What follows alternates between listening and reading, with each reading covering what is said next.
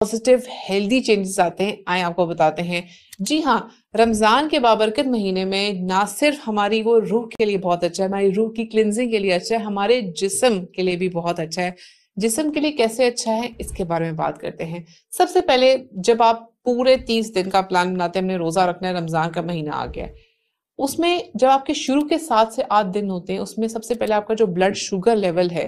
वो नीचे आना शुरू होता है नेचुरली, और ब्लड प्रेशर भी नेचुरली मेंटेन हो जाता है, या जिनका हाई होता है इनका लो हो जाता है आपके, और इसकी वजह से आपके जिस्म में जो रिपेयर सिस्टम है वो एक्टिवेट होता है। दूसरा स्टेप ये होता है कि आपका जिस्म रिपेयरिंग की तरफ आना शुरू हो जाता है। जैसे ही जिस्म रिपेयरिंग की तरफ आता है, आपका जिस्म अंदर से सफाई करना शुरू कर देता है, टॉक्सिन मटेरियल बॉडी से बाहर आना शुरू हो जाते हैं। तीसरा स्टेप ये होता है कि अगले नेक्स्ट 10 डेज में, अगले 10 दिनों में आपका जो डाइजेस्टिव सिस्टम है वो रेस्टिंग पोजीशन की तरफ जाना शुरू हो जाता है, जो कि व्हाइट ब्लड सेल्स की प्रोडक्शन को बढ़ाता है, जिससे आपके जिस्म में रिपेयरिंग शुरू हो जाती है। सफेद खुलिए आपके खून में बढ़ने से रिपेयरिंग शुरू हो जाती है। चौथा स्टेप ये होता है कि जैसे ही आपके ऑर्गन्स रिपेयर होते हैं, बॉडी में नेचुरल क्लींजिंग शुरू हो जाती है, जिससे आपकी एनर्जी लेवल्स बढ़ जाते हैं और कॉन्सेंट्रेशन बेहतर होती है, फोकसिंग बेहतर होती है, और आपकी, जिसे कहते हैं ना कि शुरू में इतनी ताकत नहीं थी, आगे जाके हमें इंड्योरेंस आ गई, ये उस वजह से होता है। अच्छा, उसके बाद नेक्स्ट स्टेप, फिफ्थ स्टेप ये होता है कि आपके टॉक्सिन्स एलिमिनेट होना शुरू हो जाते हैं। आपका जो लिवर, किडनीज और आपकी जो आंत में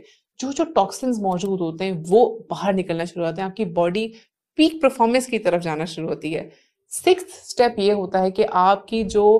परफॉर्मेंस और एनर्जी है वो बढ़ना शुरू हो जाती है आखिरी दिनों में, स्पेशली जो लास्ट डेज की तरफ आते हैं रमजान के महीने के, आपकी बॉडी अडेप्ट होना शुरू हो जाती है और आपकी एनर्जी और परफॉर्मेंस बहुत बेहतर हो जाती है। सेवंथ चेंज ये होता है कि ऑटोफेगी प्रोसेस चलना शुरू होता है रोजे के दौरान, स्पेशली जब आपको भूख प्यास की हालत में होते हैं तो जिस्म में ऑटोफेगी होती है, यानी कि आपके जो सेल्स होते हैं वो ऑटोफेगी की तरफ जाते हैं, आपके टॉक्सिन्स बॉडी से रिमूव होते हैं जो आपकी सेहत के लिए बहुत बुरे होते हैं, और आप हेल्दी होना शुरू हो जाते हैं। आठवां सबसे इंपॉर्टेंट चीज ये होती है कि आपके हेल्थ बेनिफिट्स इसमें बहुत हैं। जिन लोगों को शुगर होती है उनकी शुगर लेवल मेंटेन होना शुरू हो जाती है, जिन लोगों को वजन का मसला है उनका वजन भी कंट्रोल होना शुरू होता है, जिनका ब्लड प्रेशर का मसला है वो भी अपनी अद्वियात लें टाइम पर और रोजा रखें, तो उससे उनका ब्लड प्रेशर भी कंट्रोल रहता है। अच्छा, इस सब में बहुत जरूरी है कि हम अपनी खुराक का बहुत ख्याल रखें, यानी कि डीप फ्राइड चीजें नहीं लेनी, आपने ज्यादा कार्ब्स नहीं लेने, अपनी हेल्दी डाइट और हेल्दी फूड्स लेने, जिसके रिलेटेड वीडियोस मेरी और डॉक्टर फान की बहुत आपके लिए मौजूद हैं।